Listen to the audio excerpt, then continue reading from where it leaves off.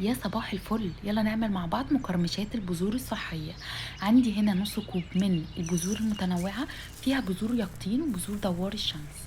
هضيف ليهم ربع كوب من بذور الشيا، ربع كوب من بذور الكتان، سمسم وحبة البركة ومعلقة من الزعتر. هضيف ليهم هنا ملح وكوب من المية وهشيلهم على جنب لمدة ربع ساعة.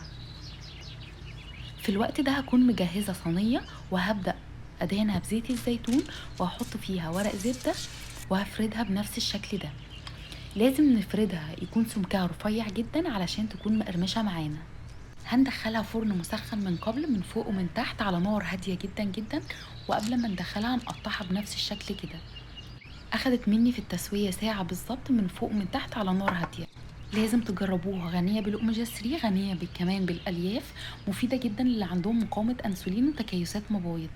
جربوها وبألف هنا وشفا مقدما.